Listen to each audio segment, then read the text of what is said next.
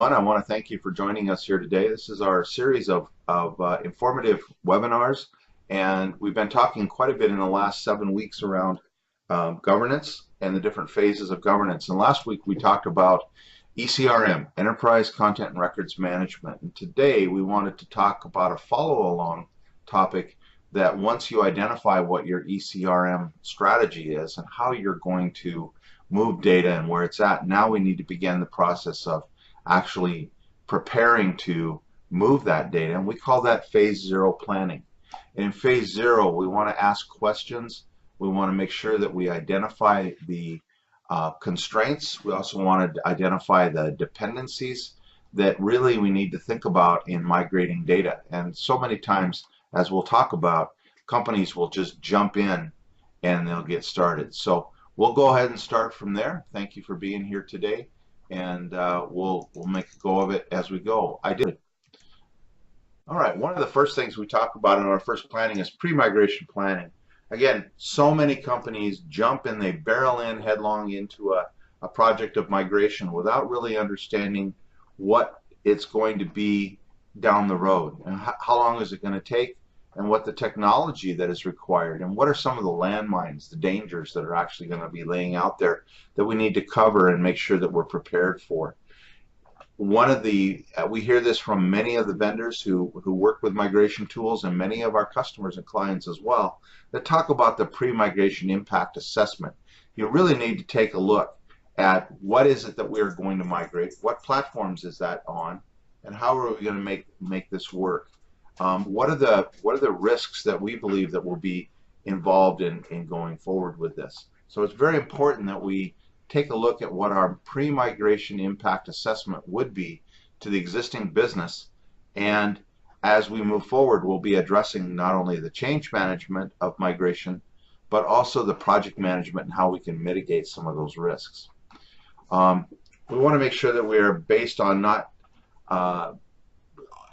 purely ivory tower type thinking. We know that we can read about other people doing migrations and what the best process is, but every migration is always different, and we want to make sure that we look at our project estimates on just guesswork. Well, that may not be the best way to take a look at it. We may be looking at educated guesswork in that we know that we are going to move our shared drives or our personal drives up into the OneNote for Business, or maybe we're moving it all into SharePoint, or maybe we have multiple areas in which we're working on it. So we want to take a look at what our true path is. Migration projects are, most of the time, they're not cookie cutter.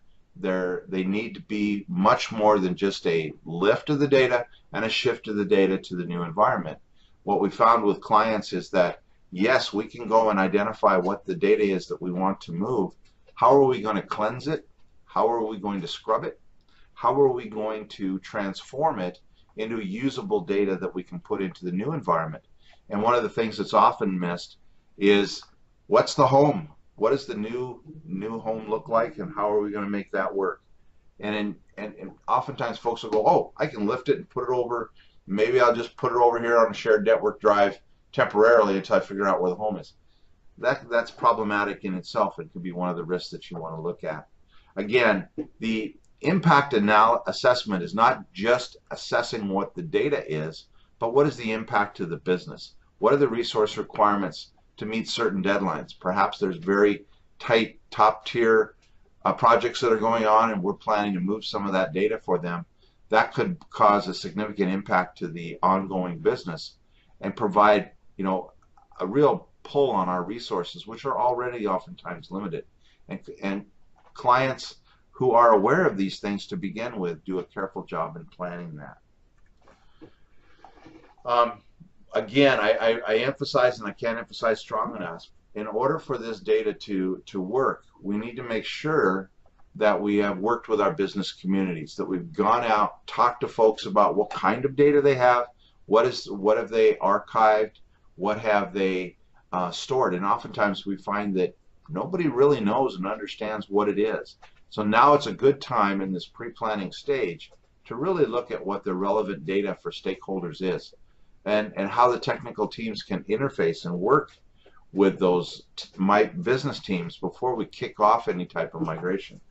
Um, so many times it's tough to go out and find someone that we can pull from the business to ask them for 2 to 3 hours of analysis to go through the data that they already have. We need to make sure that we're communicating, we're identifying, and we're looking for them to engage, the business to engage with us, because they own the content, they own the data. It is something that we are working with them to provide them a new home and a better way of operating with that data, if that's what the business objective is going forward. We eliminate a lot of risk. The more that we talk with the business, the more that we will engage with them. Any questions or comments on that? Yeah, Dave, this is Tim. I want to make note of just about almost any migration project I've been on. It seems like sometimes it's well, not sometimes, oftentimes it's a collateral duty, I call it, Yep. for your business and IT partners. Best practice states so clearly that if you can really hash out the expectations and the time that's expected of these teams, or even have a dedicated team to this migration, it's just going to be that much more successful. So I don't think you need to expand on that, but I surely wanted to punctuate that. Thanks. You bet. Absolutely agreed.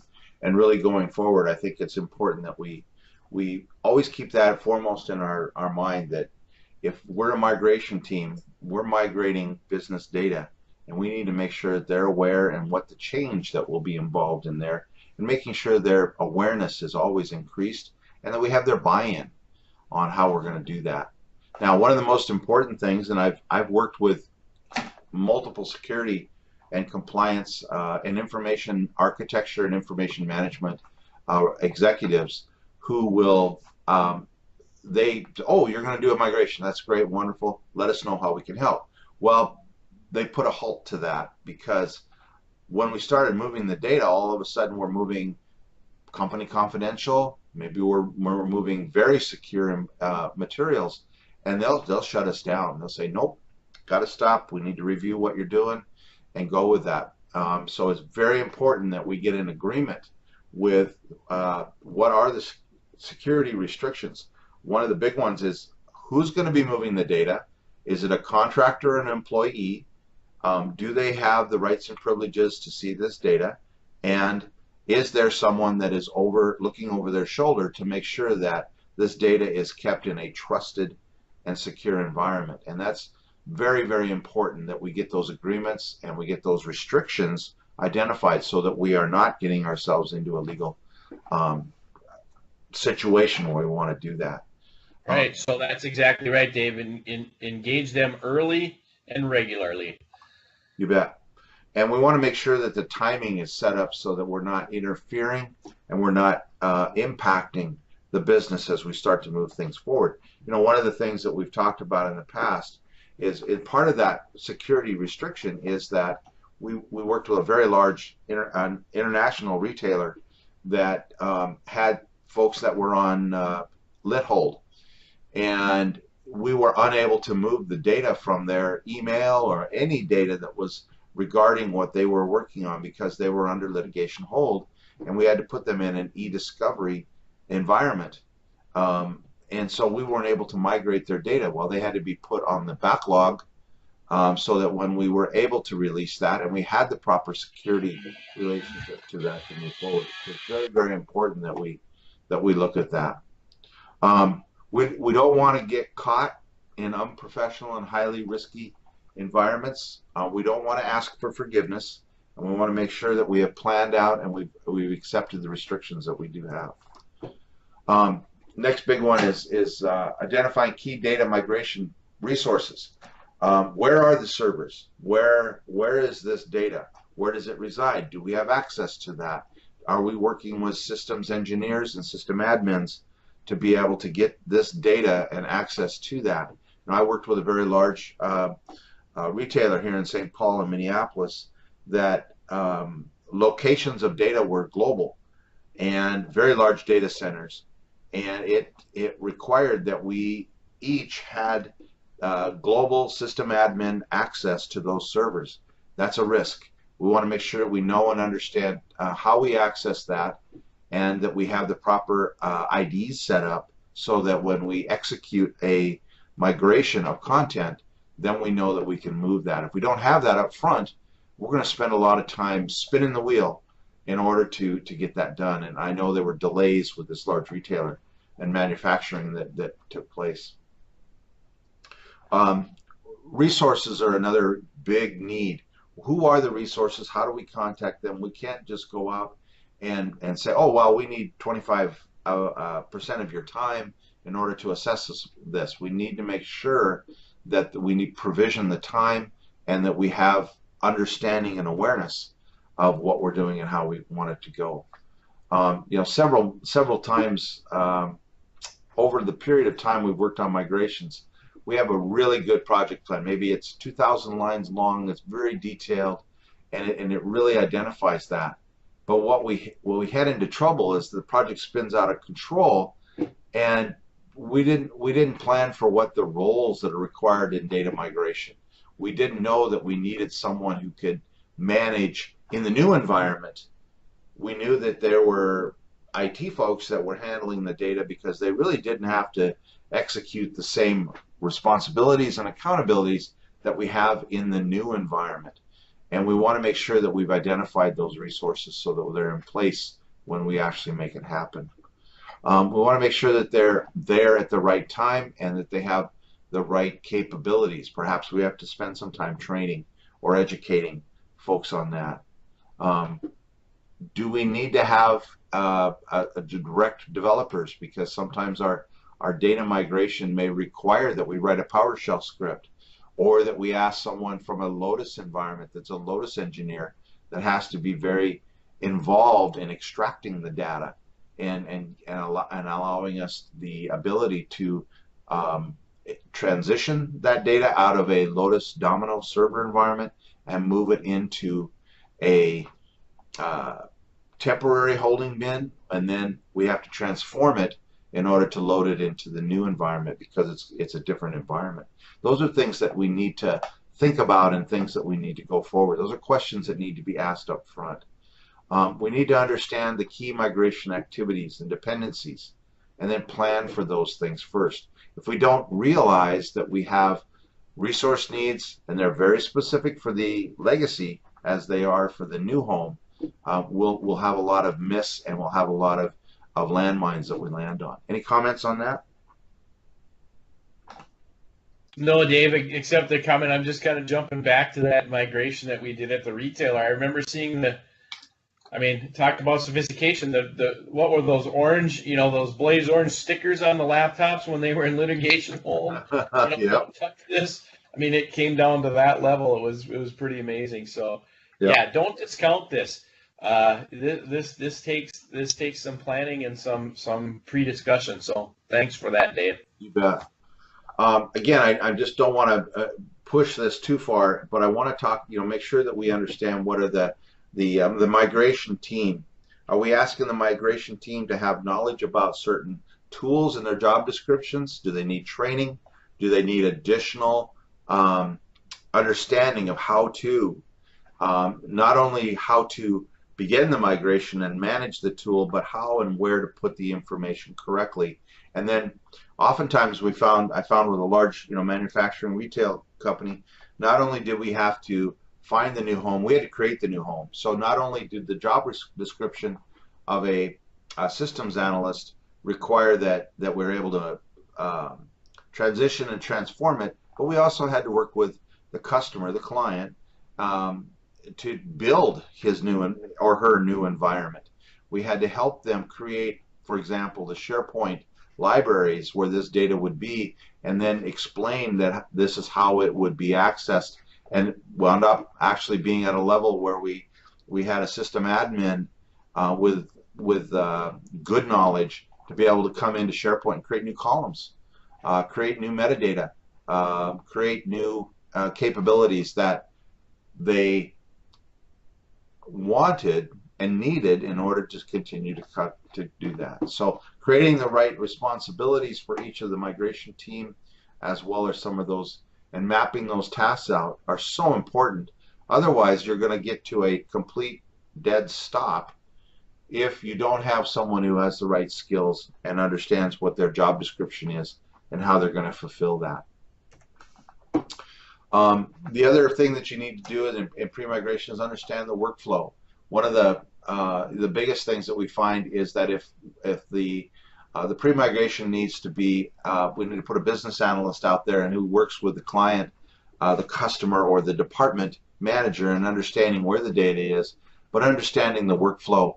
Okay, how does that work? Where are we going with it? When is it going to happen? And what is a very structured way for us to be able to use that? It's very, very important that we plan those things out. We don't know everything, but at least we know what our strategy for approaching those things are. You know, too many times we have seen where someone will get to a point and all of a sudden it's a dead stop and they're going, we need somebody with more expertise because this workflow now requires something new. And we know we're going to have to address that, and that change is inevitable, and things will move in a different way. Here, the workflow is identified as how the flow of data, not specific workflows within the data itself, but what's the flow of the transition and the transformation and the load of that data. We need to make sure that we address and we identify that. If we have to get new skills or we have to create new environments, at least we're aware that, and we've planned through contingency planning to be able to do some of that. Just basic project management 101. Have we done? Dave, I wanted to interject here. You know, it's just interesting because in a working lunch meeting that we had just this week, we brought up the idea of workflows, and what was so interesting is not only just having to rework workflows, we found a client that had relatively zero workflows. Right. And we said, we want to work on workflows. They go, we want some of that. So at the same time you're lifting the hood, you can create those workflows as well. Absolutely. And you know, one of the things that we run into oftentimes is how do we transition and transform a workflow to a new tool? And we want to make sure that the people that are on the migration team or the people that will be engaged are trained, they're aware, or that we have engaged a third-party vendor to actually come in and assist us because we're now implementing new workflow capability, and we want to make sure these folks, before we give the keys to the kingdom on workflow, we want to make sure that they are very aware of how it works in the new environment and that we prepare that moving forward. We want to make sure that we have the right capabilities with the right tools and the right methods that we use those. And one of the things that we at a very large retailer manufacturing is that we had to include, because we were running migration on 8 servers who was going through and executing jobs in the migration process, not only lifting the data but also syncing the data, and then having to go through a PowerShell script to execute those at a reasonable time with logging and reporting going on at the same time. So those people have to be trained and understand what their environment looks like. We want to make sure that that's in place as well in our pre-migration planning. We want to make sure that we're looking at also our configuration policy. How is the new ecosystem configured? Does it do what we expect it to do, and do we need to go back and create or modify or configure our new environment? We want to make sure that we have policies in place, and as we've spoken in governance so much about the guardrails and the boundaries are established, so that when our customers look at this and they start to work with it, they realize that we have created a trusted environment in which they can continue to do their business. And there's lots of resource materials that need to be available, including data quality issues, mapping specifications, the interface, what is the customer experience, that being the departmental, the employee experience for call centers, help centers, and what is the overall user experience going to look like. We want to make sure that we have prepared in planning that out. The other aspect of that is always included in Project Management 101 is making sure that we have a well-defined test configuration management approach, and that we are doing as much as we can with clearly identifying our testing plans for each individual segment of a migration as we go forward. So we want to make sure that we have testing. If we're going to do UAT testing with the individual department, that we have the right people queued up and that we have the right materials so they know and understand. I have found many times over and over with clients is that, oh, we're going to move your data. We're just going to do a lift and shift here. And by the way, we're going to deposit it in the new repository called SharePoint. And they all go, what's SharePoint? What do you mean? Do I have access to that? Can I use that? You need to get that prep up front, and you need to make sure that these folks have adopted and that they're aware and that they know how to use that. Otherwise, you're going to do a lot of rework. Once they see the data and they see where the information is, they go, well, that's not how I had it before. Now I want it in a new way. Any questions as I segment into a little bit more about a collaborative environment? No, none here, Dave. Okay. So it's kind of funny how often you get that question. What is SharePoint? I mean, I can hardly believe it, but it does happen, doesn't it? It does, and folks really go, well, it doesn't look like my old environment in Lotus Notes Team Room. Why can't it look the same? Well, here's why, and this has to be done way ahead of time. We have to get the awareness. We've got to get the adoption. We've got to get communication out there and training out there as well, so that they know and can quickly adopt the new environment. It's really exactly, Dave. The importance of change management, and it's going to look different, but it's it's going to look better, right? Absolutely, and we want to make sure that the projects, which I identify sometimes as multiple phases within the project, that are configured and ready before we even start. We want to have good understanding. We also understand that change is inevitable, and that we will run into contingency consumption as we go forward. I'm going to go back just before we finish pre-migration here and recover this. We want to talk a little about, do we have a data migration policy? Is it signed off? Do we have the authority to move the data? Is the project staff, can they handle the data securely? We don't want to get in a situation where there's a question that says, oh, we dumped that whole shared drive off to a thumb drive and we sneaker netted it over to Sally's computer and we loaded it off that thumb drive. Okay, hang on a minute. Who destroyed the data on the thumb drive? See, they get lots of questions around that. So have we handled the data securely? We want to make sure that we have a auditable trail and we're using the tools to do the no sneaker netting as we go far off. So we want to make sure the quality rules are in place. We want to make sure that if there's an escalation, how does that happen when there's questions about data? Data will get corrupted. No matter how good the tool is, data will have to be reviewed. It needs to have a quality, and how are we going to set up that Q&A environment to make sure that what we're doing and moving this data is correct. That's going to include some time, but it really pays off in advance so that we're not actually spending all that time in migration. The next part is covering it. Now we're going to start the initiation process, and we really start talking about what is our communication plan, what is our change management plan, how are we going to communicate, how are we going to get awareness, how do we increase adoption of what we're about to do. And so it's very important that we set these stakes in the ground and that we work with our stakeholders to make sure that they're aware of it and that they trickle down that information or they blast that information down so many times.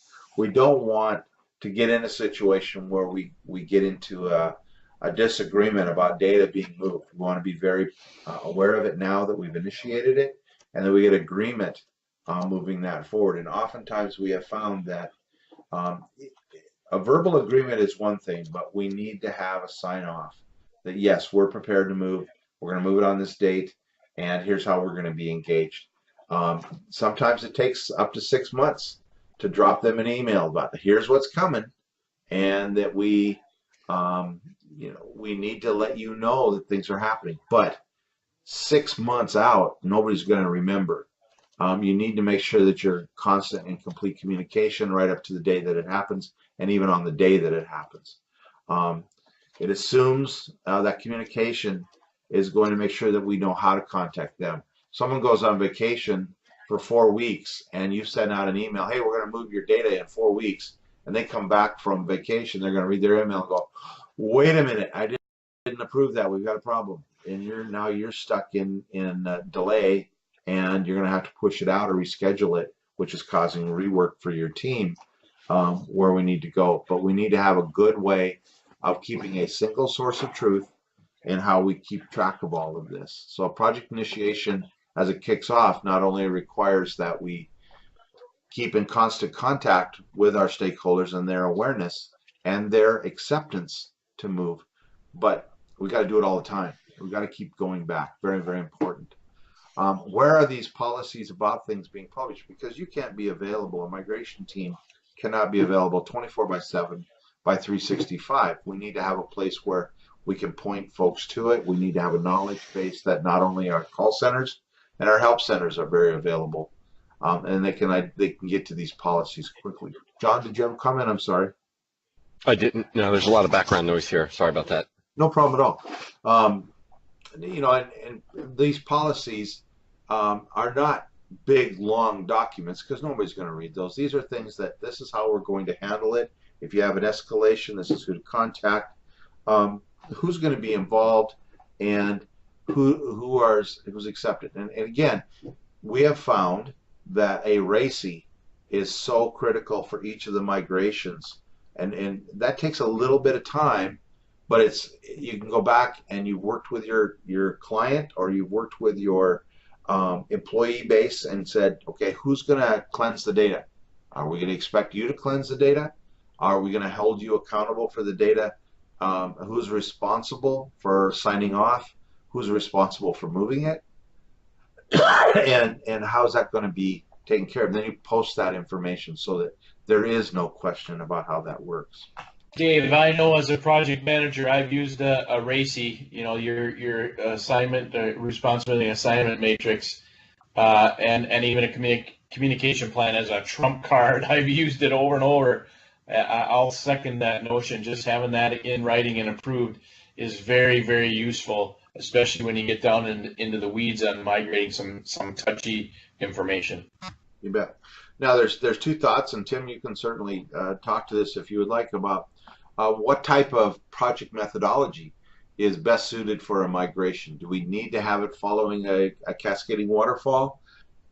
Depends on the company, right, Tim? Or can we actually do it through a Scrum process where we're running our project through a very iterative fashion? What have you found, Tim, that would be best recommended for that? Yeah, I'll tell you what's really interesting, David. Thanks for mentioning it, because on some of the more successful projects I've been on, we've addressed that up front, and we've even polled the team. Hey, what method's going to work best here? Not only on what pragmatically works best, but sometimes it's just what is the team typically comfortable with. Sometimes it's even best to default that way, whether we're going to do waterfall or Scrum.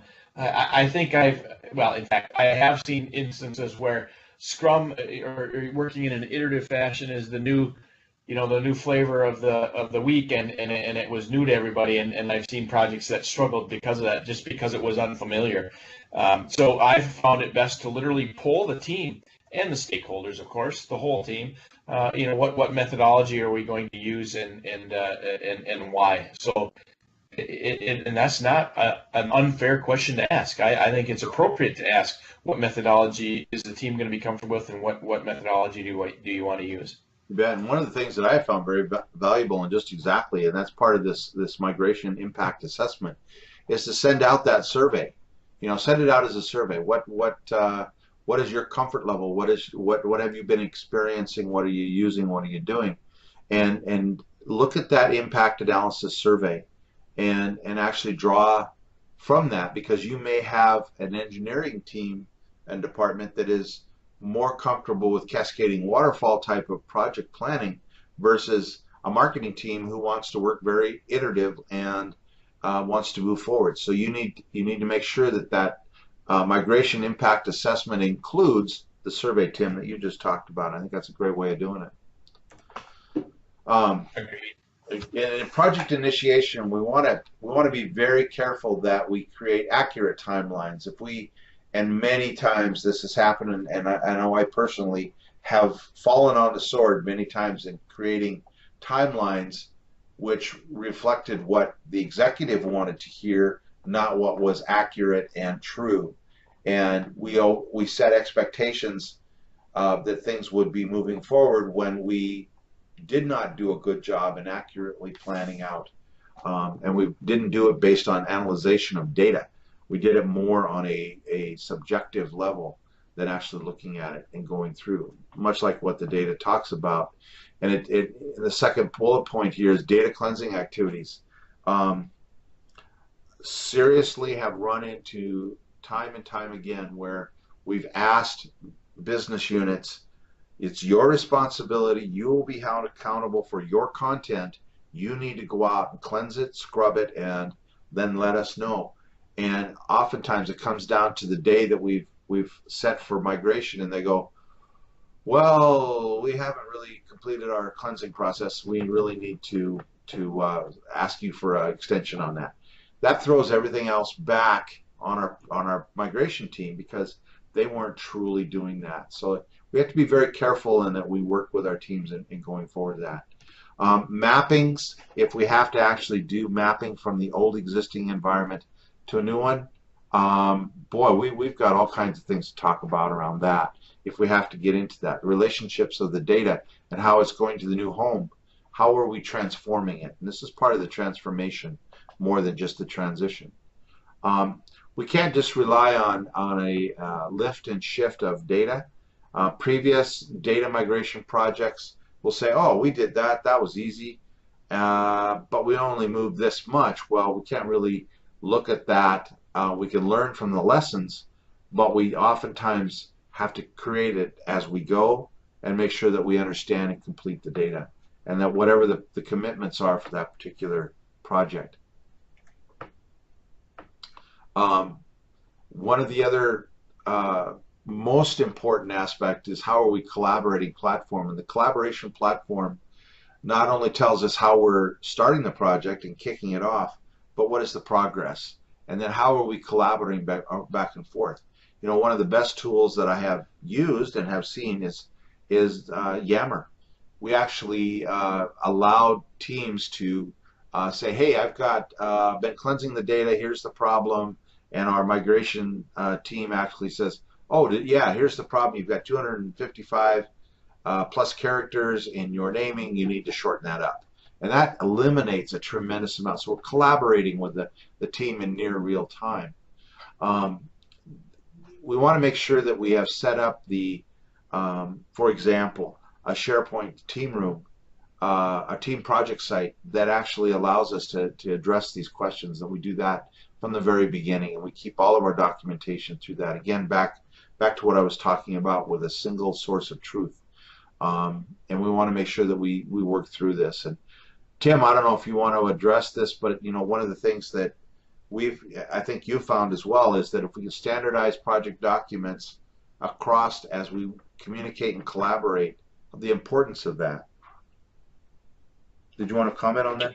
Yeah, I've just seen that you've got to be kind of a chameleon. You know, mature organizations, of course, and the bigger ones obviously have their own, you know, sometimes even their own PMO and their documents. You've got to adapt to those, and there's no reason that you have to recreate the wheel. But if we see a gap or a discrepancy, I shouldn't even say discrepancy, just, you know, something that's missing, we can surely provide it. We've got a tool bag full of those things. But I've just found that it's best just to capitulate and use what these companies have, and there's no problem in doing that. But just highlight if there's a gap and fill it. You bet. And I think any migration project is treated as a project. It is not something that can be done without as Tim said, the tools in the toolbox will assist us and maybe help automate some of those things. But we really do need to treat this as a project with risk and issues, and we need to address them in a timely manner. And it's important that we keep that information going strong. Yep, and I've seen where cutting corners gets you into a corner, painted into a corner, right? That. You know, one of the then this next slide talks about third-party supplier agreements and requirements. One of the things that we oftentimes run into is that we're working with a third-party vendor who is the product owner of the product that we're currently working on. And how do we work with them on the best? We've had some very good luck with most of our vendors are willing to give us some leeway on licensing and provide us some capabilities that we need in order to firefight a particular problem.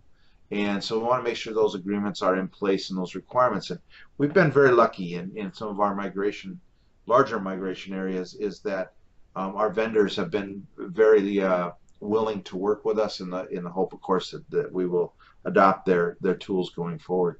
So it's always a good place to put this in place in the beginning and the project, and make sure those vendors are very aware of what we're doing and not make any assumptions that our external resources will be added to this. And I can't emphasize enough that when you call up the product manufacturer and ask for support, and you didn't put in place your support mechanisms, and they shut you down, you're stuck, and now you're paying at a premium price for those additional resources that if you didn't plan for it. What are the next phases? Have we planned for it? Do we know what we're doing? Have we asked a subject matter expert to come in and help us identify and has had experience with this? What are the phases in a migration?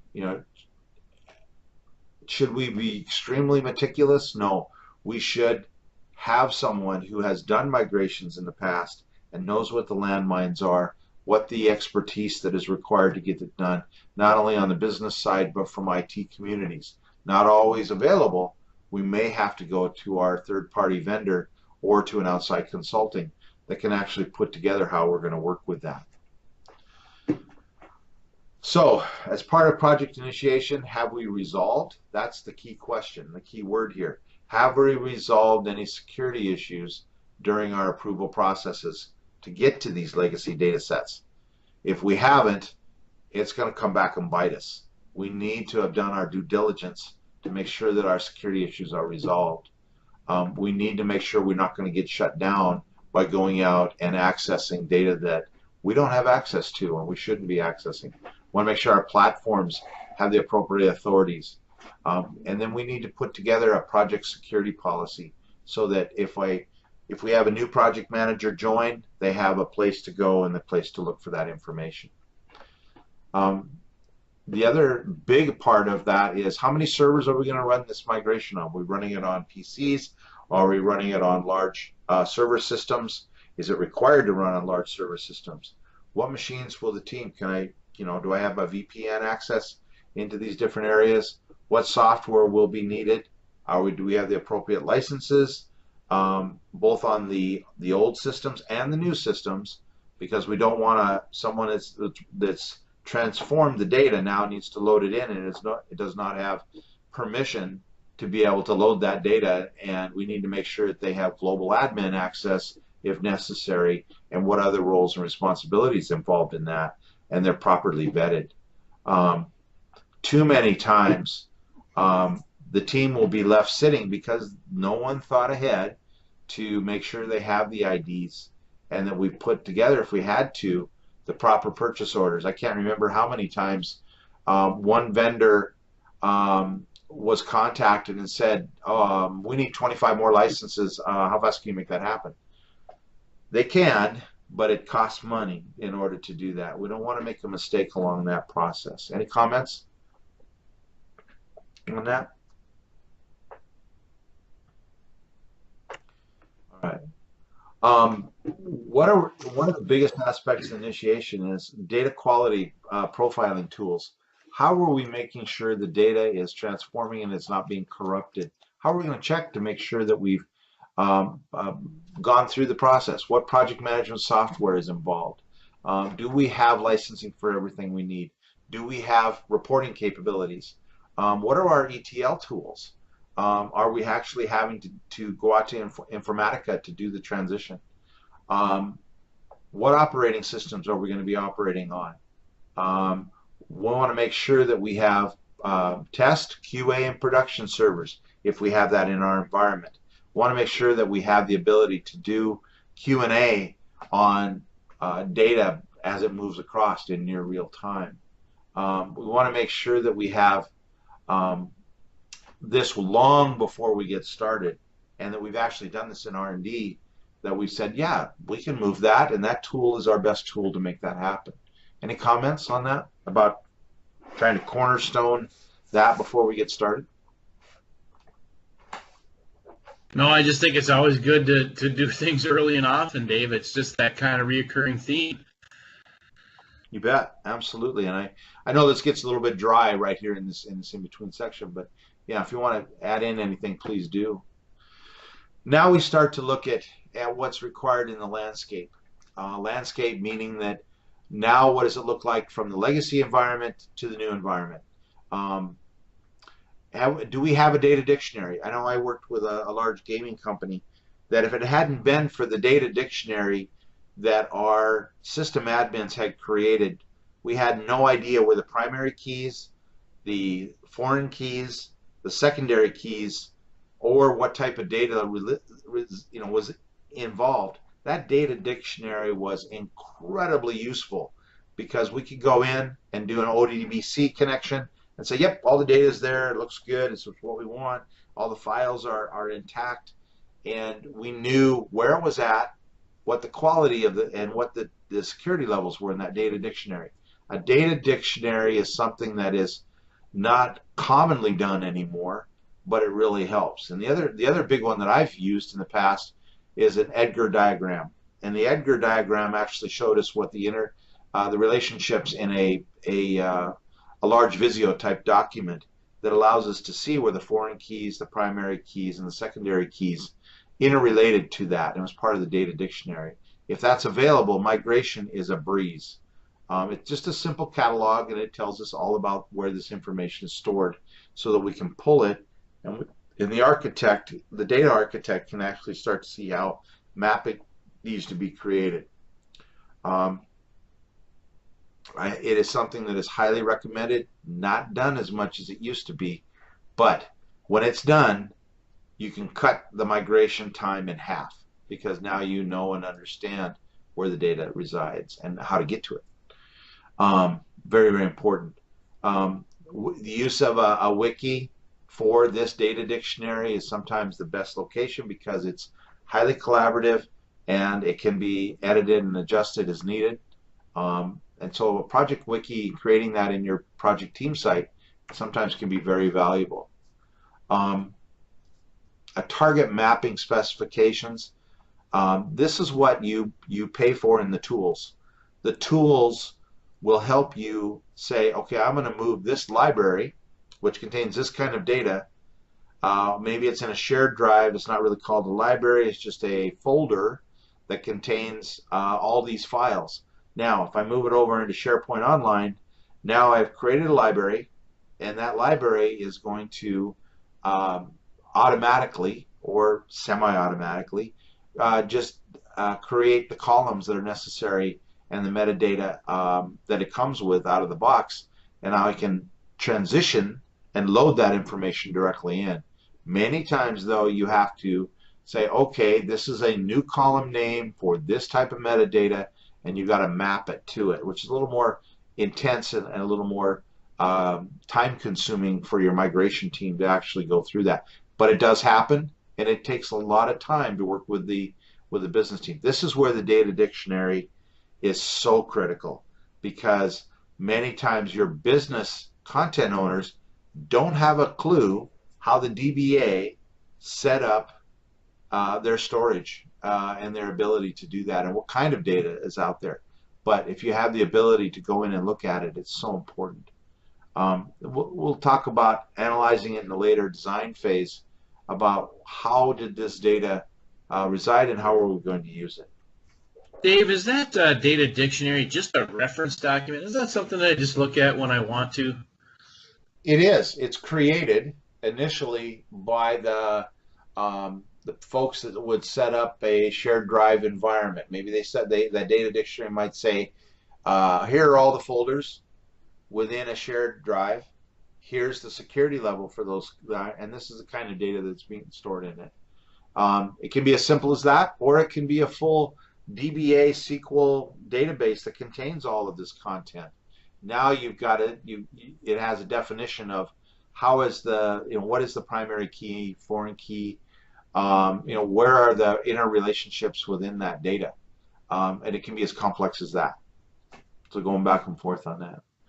Right, thanks for that elaboration. Thanks, Dave. And it's a complicated environment, but the beauty is that it saves so much time. It's just unbelievable. And if it doesn't already exist, creating a wiki that you can add to over time really helps others and move it forward.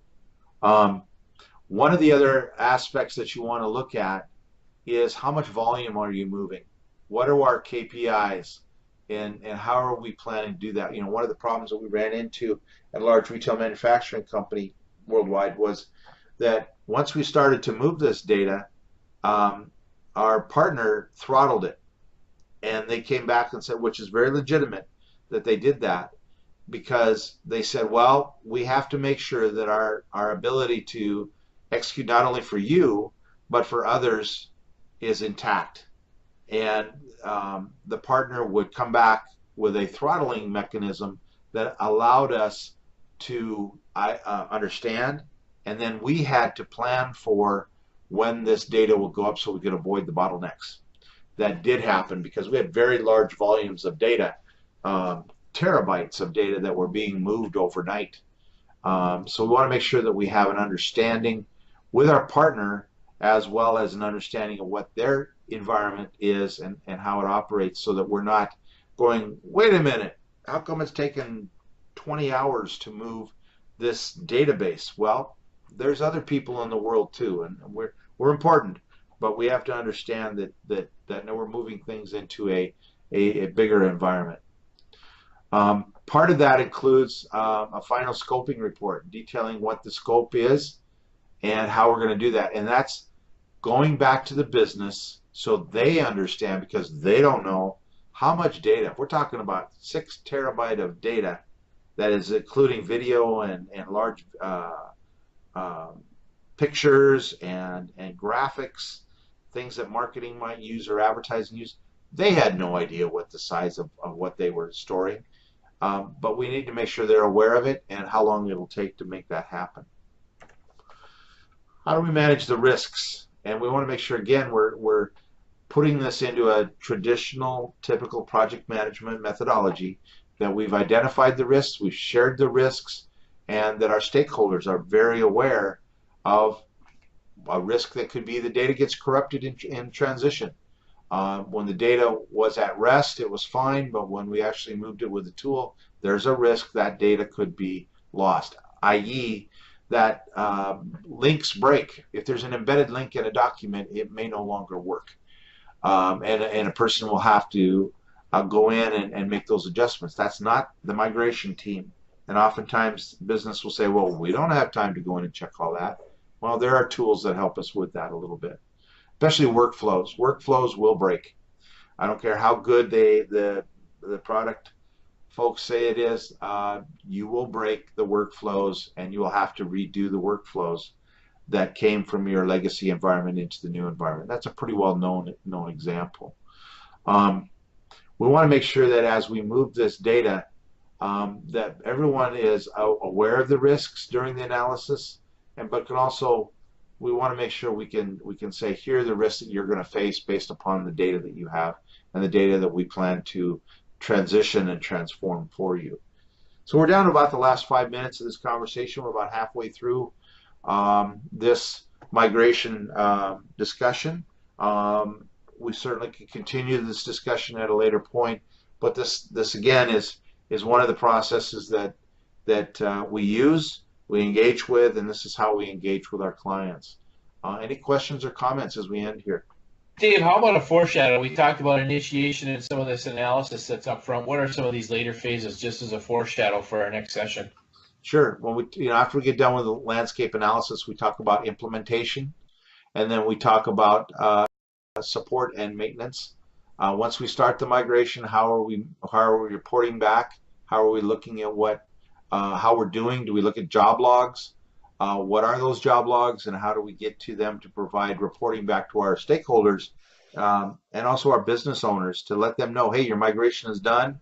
Here are the problems that we ran into. We're going to work with you to recreate your SharePoint site so that it has the look and feel you're looking for, and we'll move the data around. And we're prepared to do that. So not only implementation and build, but also the support and maintenance once it's done. How do we plan to support? Are we going to offer a 90-day warranty period of the data, make sure things are intact, that we stay engaged, or are we then turning it over to the help desk and a knowledge transfer into their knowledge base? And those are questions and things that we need to be very aware of. That's our next discussion. Thanks so much, Dave. It's not just managing by that exception, but just managing properly. Any other comments? I hope this was helpful, and appreciate the participation and the comments. Thank you. We'll definitely be posting this within the next 24 hours on YouTube, LinkedIn, and of course it'll be available on our website. Thank you. Excellent. Thanks for attending. You bet. Take care. Thank you, Dave. You bet. Thank you, Dave. Mhm.